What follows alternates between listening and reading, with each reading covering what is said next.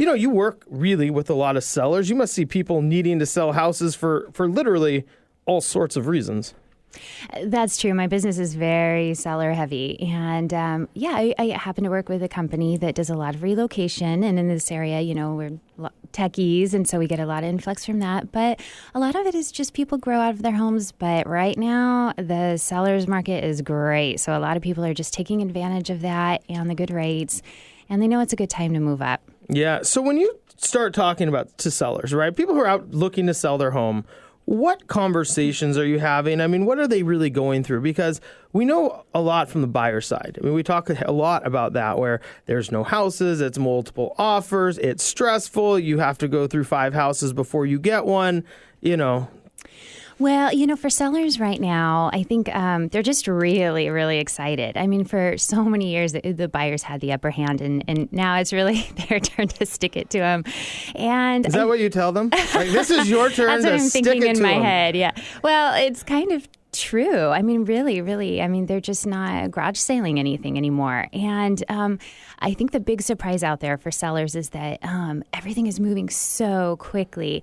I mean, statistically, you can show them that the average days on market for the Kirkland area is maybe 42 days, but really it feels a lot faster than that. And a lot of buyers want to get in quickly. Mm-hmm. And so I think just the pace with which things are moving and how fast the homes are selling and how much traffic they've gotten there is a real surprise. Yeah. So when somebody's considering selling their house, I mean, what are some of, I guess, the first things that go through their mind? Because now they know it's good, right? They've heard prices are up. They've maybe followed the Seattle Times or just about any other real estate section or blog or anything out there. But when they talk to you specifically and they're like, hey, this is my house, what is it really worth? And everybody, I'm sure, tempers their enthusiasm at the beginning.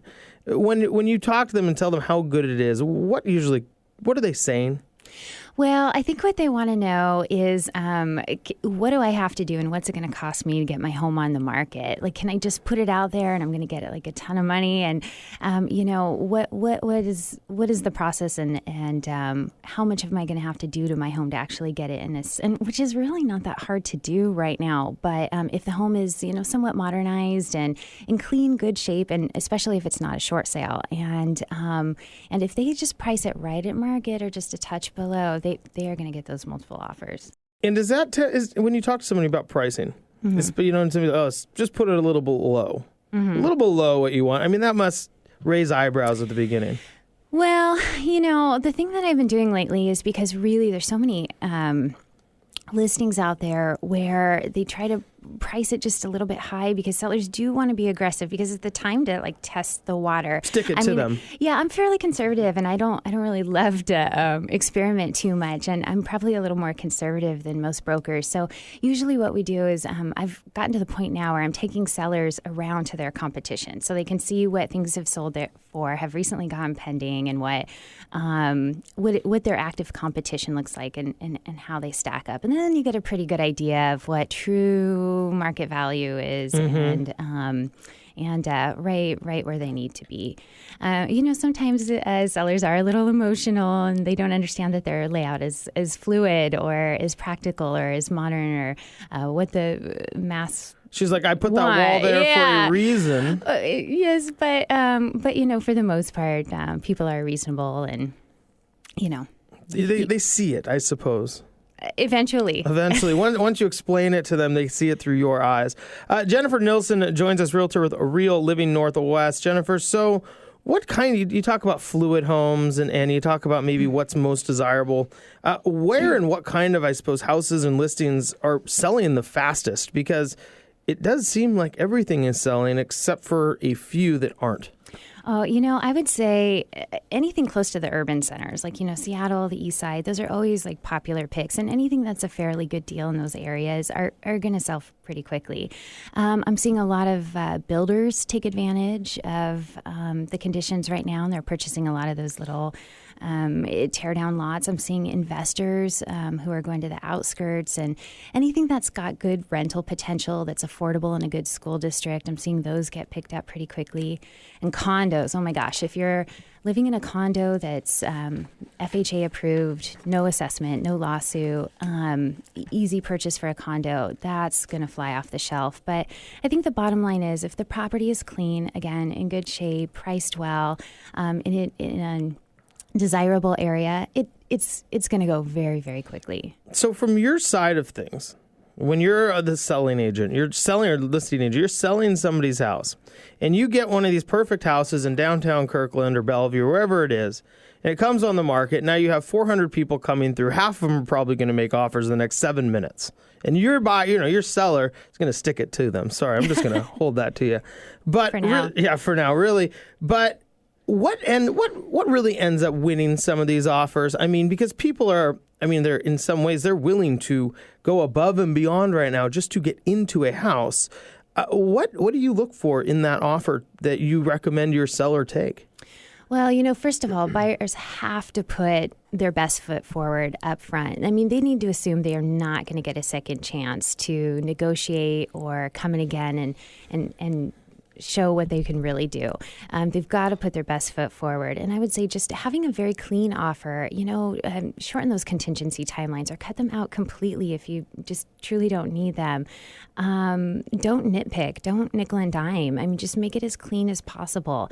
And, what I like too that really impresses me is I like when their lender calls me. I want to know, I want to hear it from their mouth that they've seen the financials, they've seen the credit report, and they can vouch that, these buyers aren't flakes and they're going to close and they're pre-approved. And, just recently too, I had a really nice touch with an offer, and I was listing a home in an area that I'm not very familiar with, and I don't know a lot of the agents. And so with the offer, the agent included almost like an agent resume, like just showing that this is what I do in this area. I'm reliable. This is my experience. And because we didn't know each other.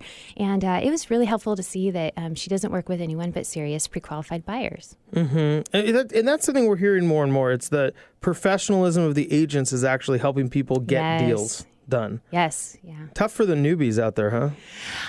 Well, they can... they can squeeze one in, maybe. Is they just, it's all in the presentation. I think listing brokers who have worked in this business for a long time can kind of sense, they have a gut feeling, how this transaction is going to go. I mean, if they really listen to their hearts when they're looking at an offer. And I think it's important for the agent as well as the buyer to put their best foot forward. Certainly. Do you find any components of an offer that would absolutely destroy their chances of getting the deal? Oh, that's a really good question. Well, obviously price, if they come in a lowball offer, this is not the market to be lowballing. It's just not going to get any consideration.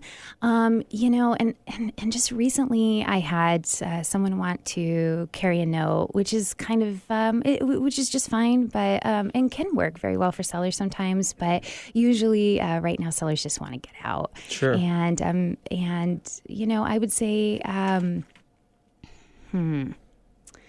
okay, that's it. That's it. That's just those two things. Just those two There's things. nothing else. Yes, no. Right, sure. I guess, there must be some really big items. There must at least be, when you see something, it just is a red flag. And my guess is it's really that lowball offer. People still trying to... When you get a letter from Quicken Loans, that's a...